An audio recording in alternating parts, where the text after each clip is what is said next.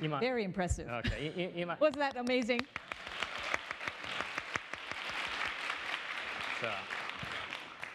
Ima ego. すごい頑張りました。Well, it's great to have you here. So, Great job.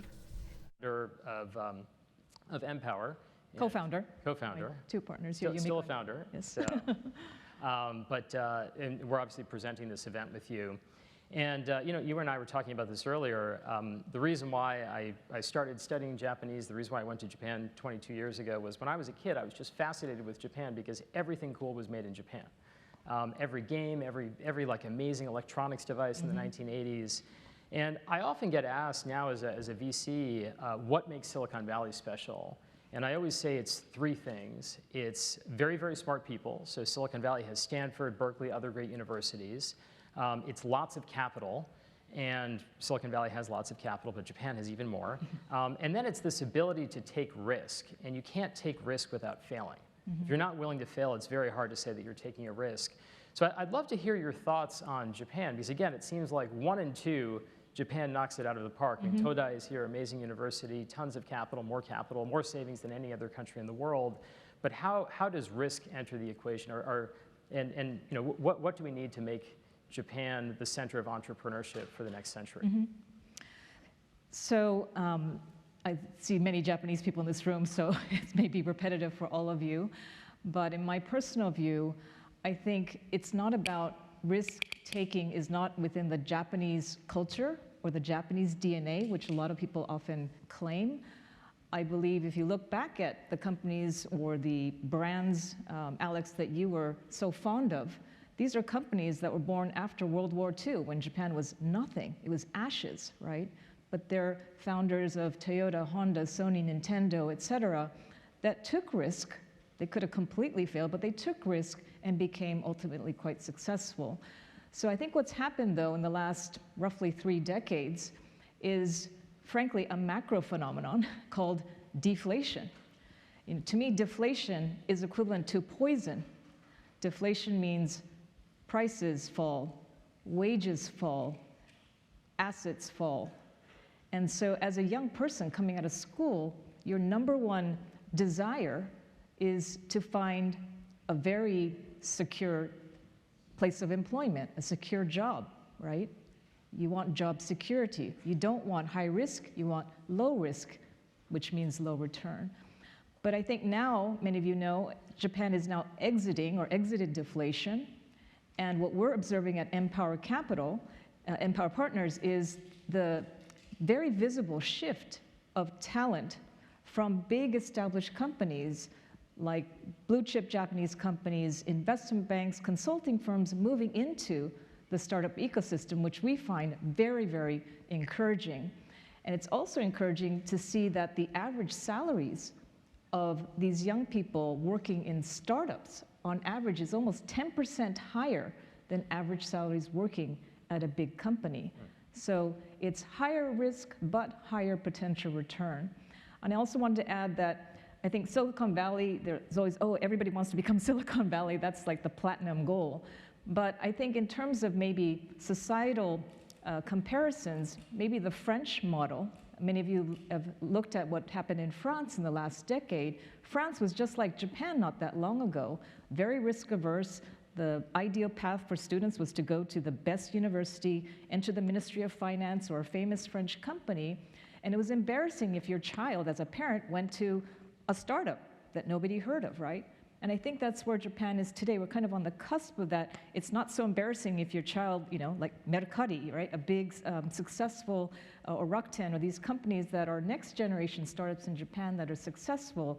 So I think we're kind of at that cusp of change as France was, not that long ago. So I'm very excited. And as you know, the reason we're holding this partly is because METI, the Japanese government, has got this huge national strategy like France had, which is really to boost the ecosystem. Well, that's what I'd love to ask you about, which is sometimes this happens by accident. I mean, culture kind of happens sometimes by accident. And we both went to Harvard, and I remember at Harvard, everybody wanted to work for McKinsey or Goldman Sachs or like a platinum name. At Stanford, it's like, I don't want to work there. I want to go to a startup. But the reason why that happened, Boston used to be, for those that don't know the United States, Boston used to be its own Silicon Valley. And one key thing that they missed was when Mark Zuckerberg moved from Boston to really make Facebook a thing in Silicon Valley. This is a company that's today worth $800 billion. Many of those early employees left. They started their own companies. They started angel investing in companies. And had that not happened, Boston might be the ecosystem. And that's a little bit of an accident, but it's also, it feels like, you know, one reason why that happened is Boston has non-competes and California doesn't. So it was very easy for people that work at one company to switch to another company in California. It's very, very difficult to do in Massachusetts. So I guess, you know, what other things, obviously METI and yourself just at a Japanese venture firm obviously want there to be a lot more entrepreneurship. Like what can Japan do to foster this? Because I think if there is a $200 billion internet company, right, I talked about in my opening comments about the AI Jidai, like this AI era that we're entering, if there's a massive company in Japan, that will absolutely create all of these downstream effects around capital, entrepreneurs, very talented startup employees that will work elsewhere. But that's an output. What are the inputs that you think we could use?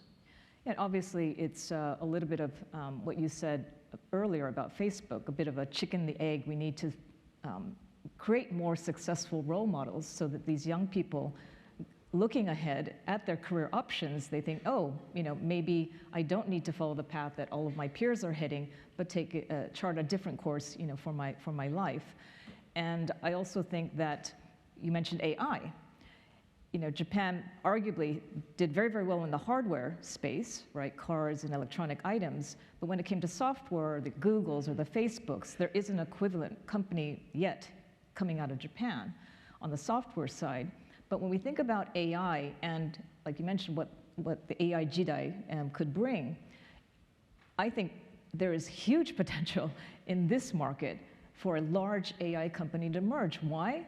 Number one, we all know that Japan's non-manufacturing productivity levels are quite low in the world. So there's desperate need for improving productivity. Number two, the population's shrinking, right? As you all know, there's more dogs and cats, pets, than children under the age of 15 in this country.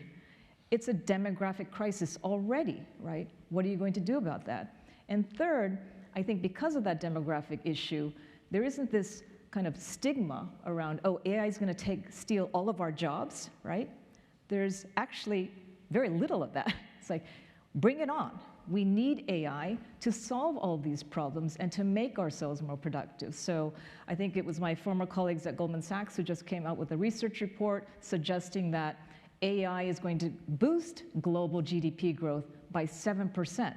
Not cut, but boost, right? And I think we've seen the history of technology evolution creating more jobs than it has destroyed. And I think the same thing will happen here, but particularly in Japan, I think this is an incredible opportunity for AI to take off and hopefully not just one, but several AI companies to be successful. Well, this is the interesting thing about AI is that in a 1950s science fiction book, AI would do all the hard jobs like cooking and cleaning. And then humans would write poetry and paint and play music all day.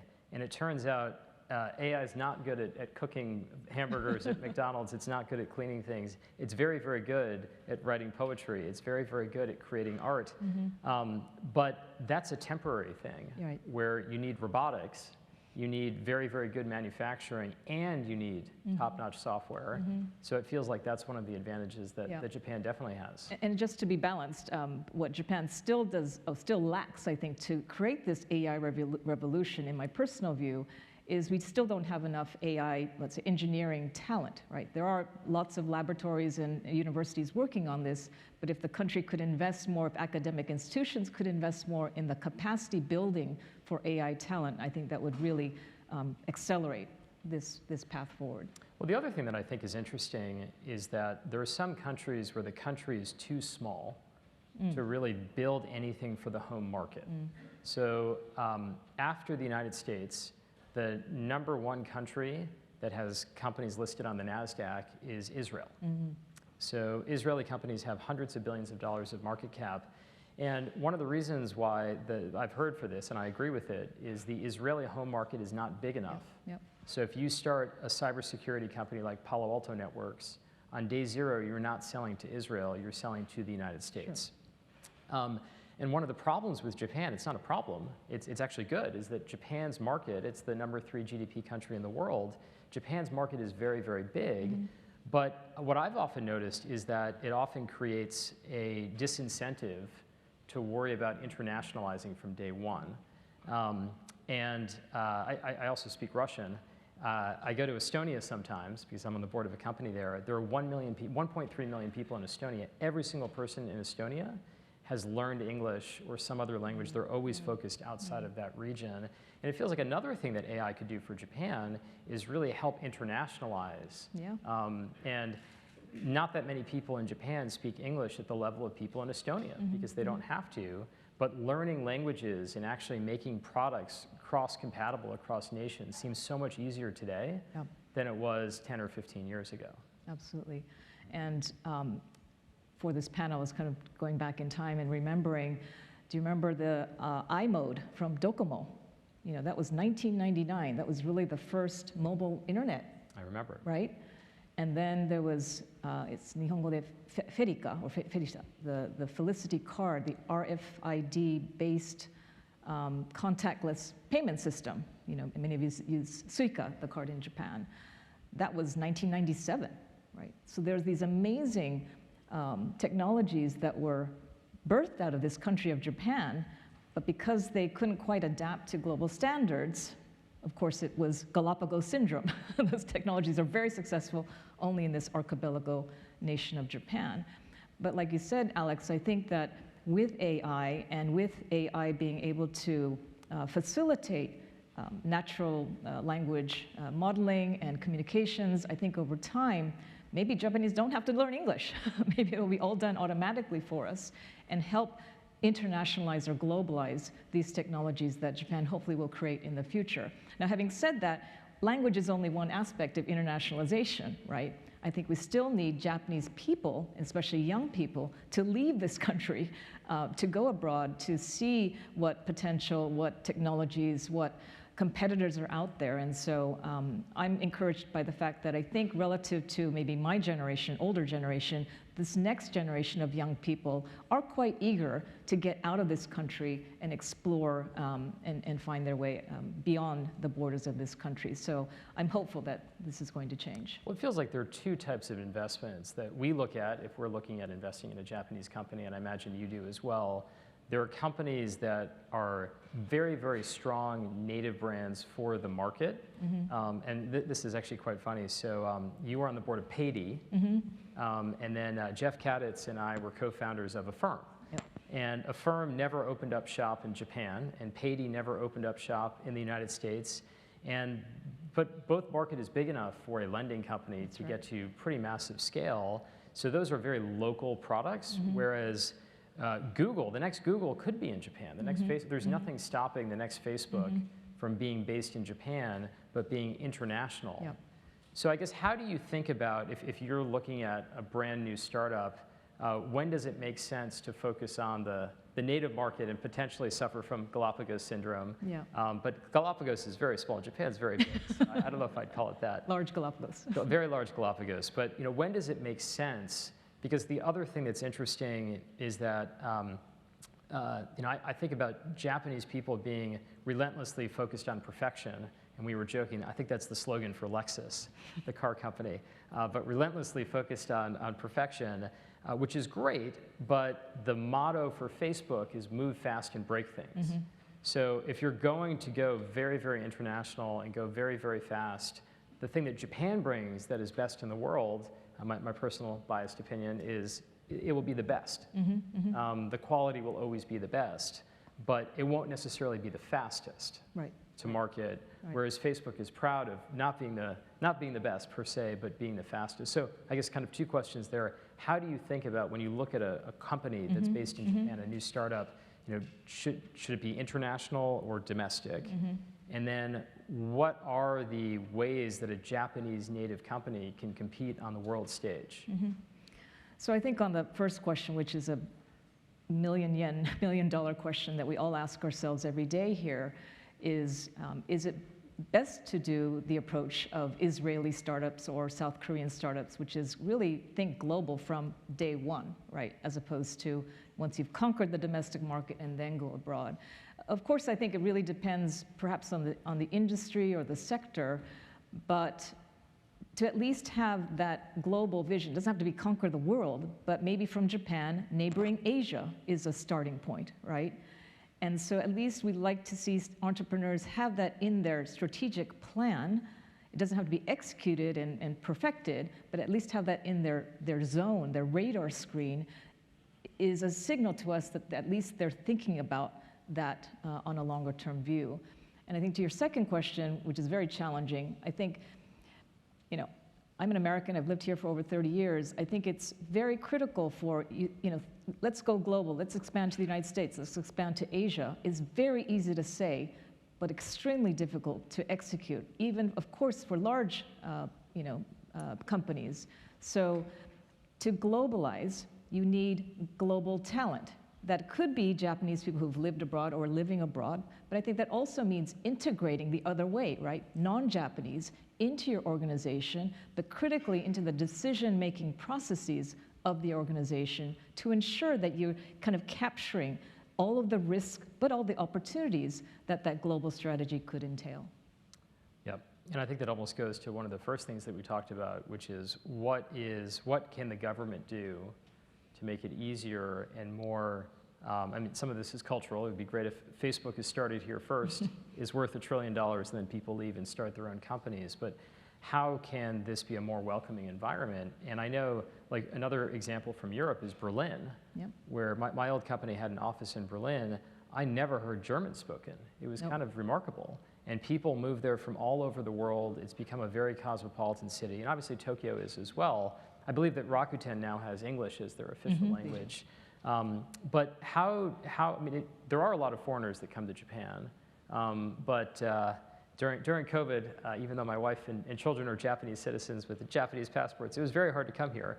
How do you think it's important, or is it important for Japan to welcome and try to attract more foreign talent versus just developing talent domestically? Absolutely critical, no hesitation. If I think about, the percentage of unicorns founded or co-founded in the United States of America by immigrants, I think it's over half, right? Over half. And to me, people, I don't know anybody who doesn't like coming to Japan, do you? Everybody loves it, especially at 150 to the dollar. They really love it, right? I'm just kidding, but it's such a wonderful, safe, delicious, to your example earlier about, Kaizen, the best Italian and French food, not in Paris or Rome, right here in Japan. So all these wonderful aspects of Japanese society and this curiosity about anime and design and content Japan, I think it could be such a magnet for talent, for foreigners who want to come here. There's a lot of foreign kids are studying in Japanese universities, but you know what? Not a lot of those students stay here to work. They go back home or they go to other third countries. That to me is mottainai, right? So I think that there should be more, and I know the government's working on, temporary visas to help entrepreneurs set up businesses. I think all of that is wonderful, but I'm not going to go down the tax route right now, but tax is an obvious obstacle as well. But I think you have most of the ingredients that will attract that foreign talent, but you just need to kind of go a little bit of the extra mile to really want them to come and stay and work for a long time. And I also think it's interesting, I serve on the board of Fast Retailing, or Uniqlo. This company, which is quite global, has recently revamped their compensation system. Most traditional large companies are based on, evaluation systems are based on time metrics or seniority. But this company is it lives on people, right? So they've revamped their evaluation system based on performance and output as opposed to time metrics. And I think that is just the tip of the iceberg. So if Japan Inc. can evolve towards more of a performance-based evaluation system as well, that clearly, I think, is going to start to attract the best quality talent in the world to Japan. as well. And then where do you think the entrepreneurs come from? Because an entrepreneur can be at a very large company. Like one of the things that we always talk about is the best entrepreneurs, they've gone through the idea maze. So it could be somebody from a very large company who found a very, very obscure problem at that large company, knows it better than anybody in the world, and then leaves and starts their own company. Yep. It can sometimes be a 18-year-old kid who drops out of college because he or she has developed an amazing tool. But where do you think, because you're obviously based here, you see lots of entrepreneurs, where are they coming from? Because you can't make somebody an entrepreneur, is my perspective. It's not for everybody. It's actually a terrible job because it's a very, very lonely job where everything is going wrong. Your company is always at the pit of despair or going down the tube. So, I mean, how do you try to figure out, I mean, you want to encourage entrepreneurship, but you also don't want to encourage people that shouldn't be entrepreneurs, I imagine, to think about entrepreneurship. How do you think about that? Yeah, I mean, look, I think if you just look at the 10 biggest market cap companies in Japan today versus 20, 30 years ago, some change at the margin, but generally speaking, pretty much the same names, right, in that list versus the United States or Europe or Israel, wherever. Completely different makeup of that list, right? And to me, those new companies are most often than not, in most jurisdictions, born out of like startups, right? Right. As opposed to birthed out of existing large companies. Because I truly believe there's something in Clayton Christensen from HBS, the innovator's dilemma, right? It's very hard for large companies. They're not only large and cumbersome, but sometimes that innovation almost threatens their own businesses, so they're reluctant to change. So I personally think it's probably going to be for Japan also born out of people who maybe have large company experience, but they just don't fit in and they feel there is something else, to be tapped into. The proverb, deru kugi ga utareru, the nail that sticks out gets hammered down, which of course, all Japanese know it's conformist society. But again, I think the more successful examples of entrepreneurs who've made it, and we have a growing number, a list of these people, I think that becomes, oh my God, as a student, that's cool, right? And that's more lucrative, and that's more exciting. And a lot of these entrepreneurs, by the way, are giving back to Japanese society. A lot of them have started foundations, and they're giving back educational initiatives, et cetera. So I think that vision or model, the more models we can create, I think the better. We just don't have quite enough just yet, but I think we're on our way. Well, this is one of the problems with doing background checks on people. So we'll do reference checks on a founder, and the really good founders almost always have terrible references. If we ask where they worked at their last company, it's like, oh, she was terrible. She always said that she was right. Never did what she was told. And that's all bad for a big company. But we're like, oh, good, doesn't do what she's told, thinks differently, check, check, check. Interesting. And then we're excited to back people like that, but they don't always fit in. So it's, but also. We're going to take note of that. Well, but it's funny though, sometimes, but also people that are very bad also have bad references. Okay, that's the problem. So people that are very good have bad references, people that are very bad have bad references. So there's a. it's a little bit complicated. Yeah. So I know you wanted to ask me a couple things as well. Yes, sekkaku. Okay. We have Alex, and so Alex, as you all know, is an incredibly successful founder.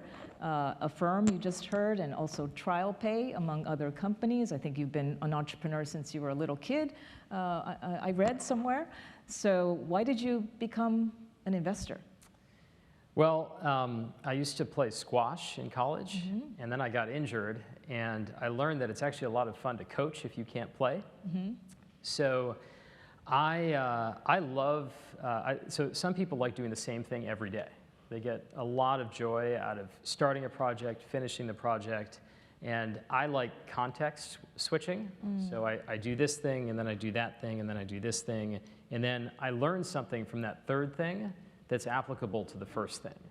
And what I find really, really amazing about being an investor is I work with maybe 15 different companies, and they all do different things. So I'm exposed to so much knowledge. And then I can hopefully my companies would say this about me, hopefully help these companies and really learn things from just disparate spaces that still apply.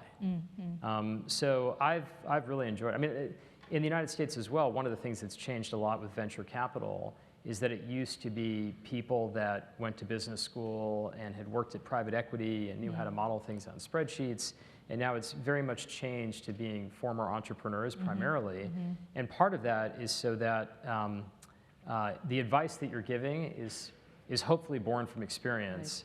And being an entrepreneur is a very hard and lonely job. And a lot of the entrepreneurs that we talk to, they want somebody who's done that as well. So related to that, I know it's a pretty tough market environment right now for many founders. I mean, some are doing quite well. And just curious, what advice are you giving kind of in general to your founders in these very difficult times?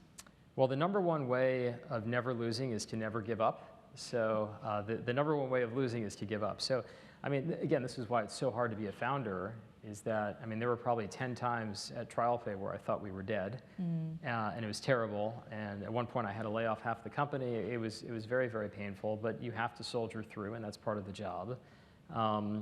There are, I mean, not to overly hype up AI, but there are a lot of companies that have gotten dramatically better. The prospects for them have gotten dramatically better overnight because of AI.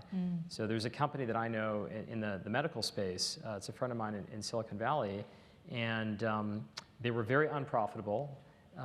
They added some AI tools to take out a lot of cost, to do repetitive tasks, and they saved $50 million last year doing that.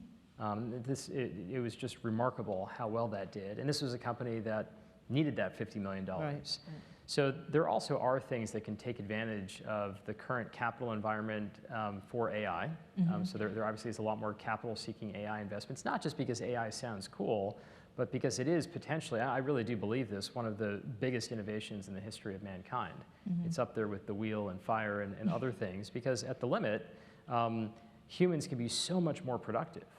I mean, this is much more than what the internet did or what the PC did. So I would say number one is don't give up.